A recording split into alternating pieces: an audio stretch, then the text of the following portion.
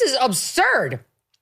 Many of us have had very public cancellations, and some were absolutely fucking brutal.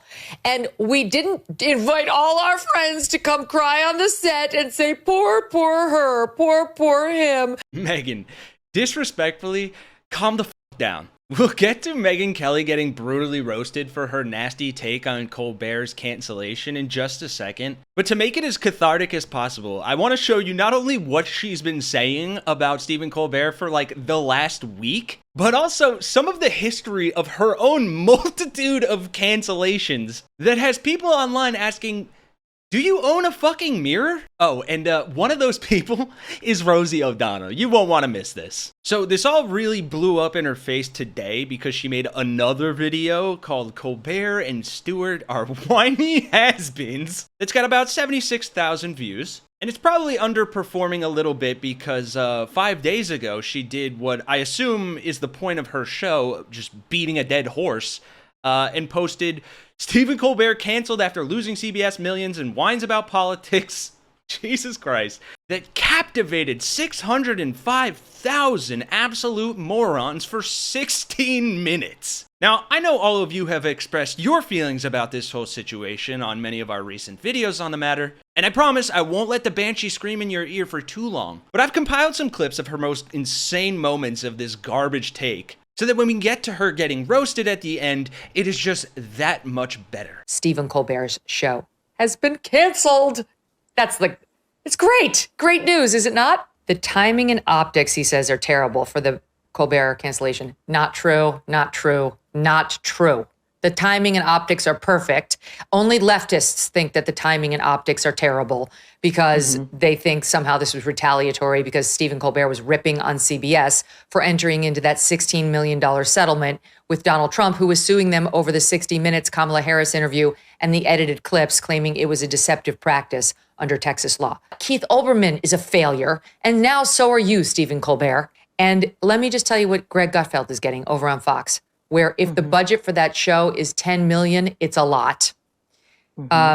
Excluding Greg's salary, which I'm going to guess is better than that. But in any event, $3.29 million, Greg Gutfeld gets $3.29 million. Any of these other guys would beg for $3.29 million. Oh yeah, what a flex. 3.29 million glue sniffers tune in to watch Megyn's former network that fired her do shit like this.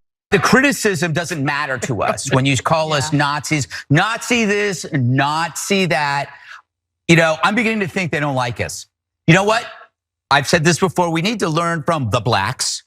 The way they were able to remove the power from the N-word by using it. So from now on, it's what up, my Nazi? Hey, what up, my Nazi? Oh my God. Hey, what's hanging, my Nazi? Nazi, please. Thank God you did a hard eye there. But then today, Megyn doubled down on what could politely be called her hissy fit. You would not believe how Stephen Colbert and his buddy Jon Stewart responded to his cancellation. Cry me a river. Would you grow up, you children? Put on your big boy pants and take it like a man. This is absurd. Many of us have had very public cancellations, and some were absolutely fucking brutal. And we didn't invite all our friends to come cry on the set and say, poor her, poor him. American democracy will not be the same. Some of us took it like professionals, then picked ourselves up, dusted ourselves off, and moved on with life. Is this how it's going to be for the next year? Watching this crybaby try to play the victim that his show got canceled? Grow up. It's called television, you toddler. Right, I can't imagine any Republican whining and making themselves the victim of something. Are you still talking about Jeffrey Epstein? This guy's been talked about for years. And this whole fiasco prompted Rosie O'Donnell, of all people, to clap back at this post that Megyn put on Twitter. But when he moved over to CBS, he decided to be more pundit. He desperately wanted to be Keith Olbermann. And guess what? Keith Olbermann is a failure. Now, so are you, Stephen Colbert. Rosie said, do you own a mirror? Do you have a conscience? What the fuck is wrong with you? Because after all, Kelly herself made the same career moves as the quote calls a failure. Kelly began as a hard news anchor and reporter before jumping networks, first with a successful run as an opinionated political pundit at Fox, and then jumping back to the mainstream again for her lucrative deal at NBC. She paved the way for that deal by painting herself as an independent who stood up to Trump after the then candidate insulted her for asking him tough questions while moderating a GOP debate. You've called women you don't like fat pigs, dogs, slobs, and disgusting animals. Your Twitter account Only Rosie O'Donnell.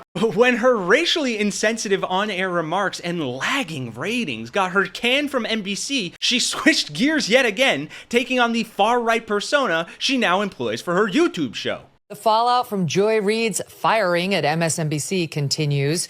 She signed off from the show for the last time last night. I mean, you know, we are going to miss her in our own special way.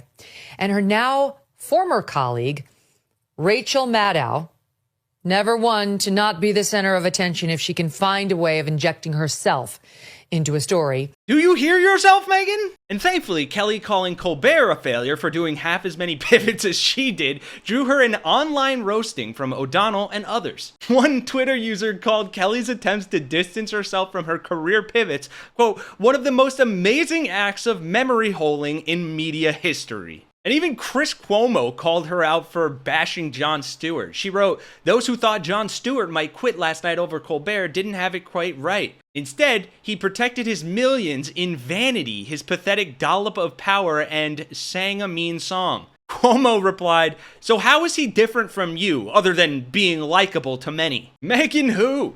LOL, the lack of self-awareness among this crowd is really something else. Colbert still has a hit show. As for Megyn, So Megyn, maybe you'll see this because we're both on YouTube, but unlike you, I've stuck to my guns my entire career and never pivoted to have a flop TV show like the failure you are. But in defense of two of my greatest idols, Stephen Colbert and Jon Stewart, I would like to leave you with the most recent words from Jon Stewart himself that I think you could really take to heart. Go fuck yourself! Go fuck yourself! Go fuck yourself! Go fuck yourself! And respectfully again, Megyn, you fascist sympathizing unfunny fuckface, perhaps you should consider ending your show with a good, long, hard look in the mirror, rather than the way you currently end every single broadcast by pushing gold investments on your pea-brained audience for profit. Since President Trump was sworn in, his administration has made enormous progress at a breakneck pace. But don't forget, while they're moving mountains for the good of the nation, you've got your own personal savings to worry about. And one of the best ways to look after your savings is through diversification, particularly with gold. Thank you again to all of you for your support here at Really American. And if you enjoyed the video, consider dropping a like, subscribing, and leaving a comment so that maybe we'll pop up on Megyn's feed. And because she likes to see her face and hear herself talk so fucking much, maybe she'll give this video a watch. One can dream, right? Anyway, for Really American, I'm Kenny Hesse. I'll see you guys in the next one.